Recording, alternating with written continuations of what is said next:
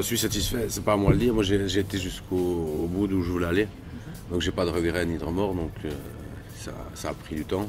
On a tourné pendant 1 an et demi. Et puis j'ai une équipe qui est restée avec moi du début à la fin. Et on m'a laissé le temps de remixer, de talonner. Enfin, j'ai pu aller vraiment au bout du processus. Donc, après ça, j'espère que ça plaira, évidemment. Mais c'est plutôt agréable. Après ça, vous savez, c'est très difficile quand... je pense que c'est un peu comme quand on a cuisiné, on n'est pas la personne la plus apte à dire si ce qu'on a cuisiné est réussi. Et puis j'ai toujours peur d'être prétentieux aussi, parce que c'est rien de nouveau comme quand on cuisine. On ne peut pas dire je vous ai fait un plat raffiné, quoi. C'est pas à vous de le dire, quoi. Donc vous faites ce que vous avez pu faire, et puis voilà. Le plaisir vient du fait d'avoir pu aller jusqu'au bout, quoi. C'était pour moi, c'était important, quoi.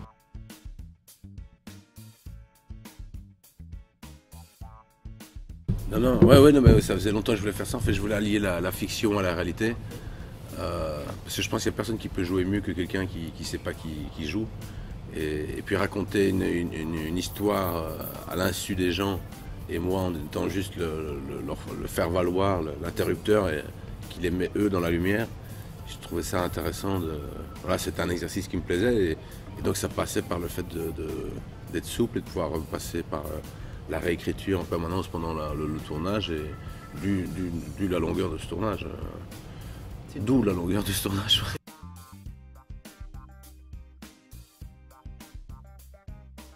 Ce qu'on a fait, c'est que ces gens se déplacent aussi à domicile si on leur rajoute un petit billet, quoi.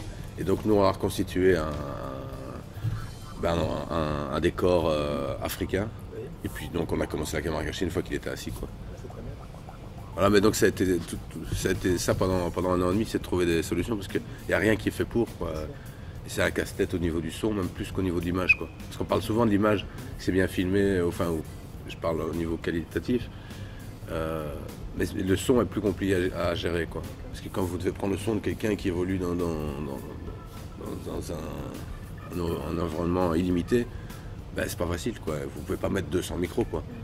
Et donc il fallait trouver toujours des subterfuges. Par exemple, dans le cas du parking, là, l'employé du parking, c'était la société Interparking qui a convoqué ses employés pour dire voilà, on reçoit de nouveaux polaires, donc il faut passer au bureau mercredi matin, le jour du tournage, et on leur mettait un émetteur dans leur polaire, et puis donc ils y arrivaient, on avait le son, quoi. Tourner à la prison, moi ça m'a mis 1 an, quoi. Parce que j'ai d'abord été voir la directrice de la prison qui était. Normalement on ne peut pas tourner en prison, quoi.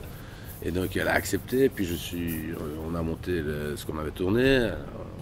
J'étais la revoir, j'ai dit qu'on était très contents des images, et puis je me suis dit c'est quand même dommage d'ouvrir un film de caméra cachée, pas par une caméra cachée. Et donc je lui ai demandé est-ce que vous pensez qu'il serait possible quand même, elle m'a vu arriver, hein, évidemment, de quand même tourner une petite caméra cachée. Elle m'a dit non, c'est pas bien ce que tu fais, je te donne le poignet, tu prends le bras, quoi. Et puis je lui ai demandé qu'est-ce qui vous gêne, en fait, parce que j'essaie de comprendre pour pouvoir, comme un enfant qui essaie d'avoir son jouet, quoi. Et elle me dit mais c'est pas un endroit pour faire des pièges, quoi. Il est hors de question de filmer les gens à leur insu. Et j'ai dit ok, j'entends bien ce que vous dites, mais il y a combien de caméras dans la prison?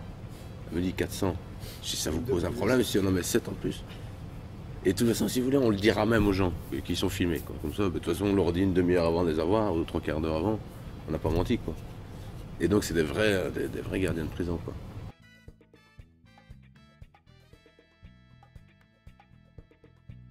Ouais, c'est ça. Mais en fait, on avait un cahier de route, une trentaine de pages, et puis après ça, ben voilà, c'est par exemple quand je piège de chirurgien esthétique. Là, en résumé, c'est juste moi qui vais voir un chirurgien et qui essaie de le convaincre de m'opérer. Enfin, et puis il comprend pas très bien, parce que je lui dis vous faites ce que vous voulez avec ma tête, c'est open bar, quoi. Je suis prêt à payer 25 000 euros, il n'y a aucun problème. Et puis après ça, il commence à se demander quelles sont ses vues, qu'est-ce qu'il cherche exactement. Et puis là, bon, je sais que quand je vais lui dire que... Et je vais pas lui dire je suis en cavale et je veux changer le visage. J'essaie de l'y emmener, quoi. Et puis il me demande si je fais du sport. Je dis c'est compliqué de faire du sport dans 5 mètres carrés. Comment dans 5 mètres carrés? Ah ouais, ok, je comprends. Ouais, d'accord. Puis je lui fais signe que voilà, que j'ai les menottes, quoi. Et puis il fait ah ouais. Là, on devient un peu borderline, hein. Et là, on avait pris des chirurgiens plastiques flamands, justement pour qu'ils me reconnaissent moins. Parce que les Flamands ne regardent pas trop ce qui se passe en Wallonie au niveau culturel et inversement.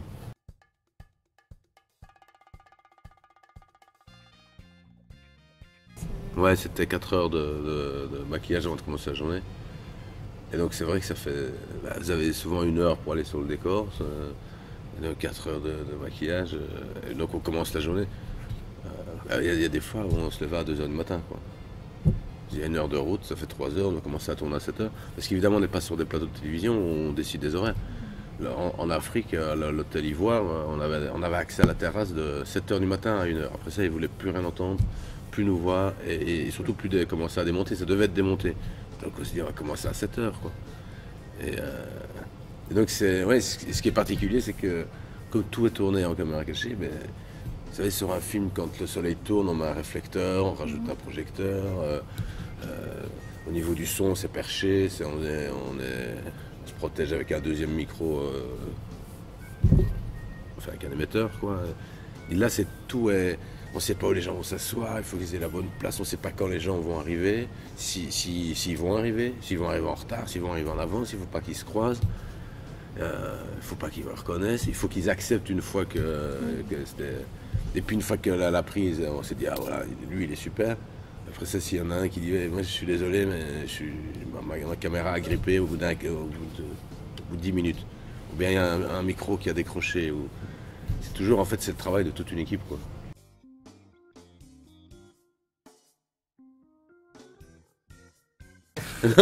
Mais non, mais c'est pas méchant, hein.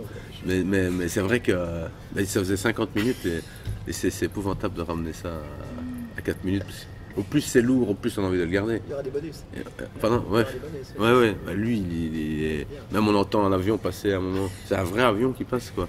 Il me regarde comme ça et on se croise tous, je regarde, et c'est vrai que même les chaînes de télévision, quoi. TF1, quand ils ont vu ça, ils ont dit. Faut pas l'heure, c'est quand même un peu long, hein. Non, justement, c'est ça qui est bien. C'est si on le raccourcit, un blanc il est intéressant parce qu'il existe.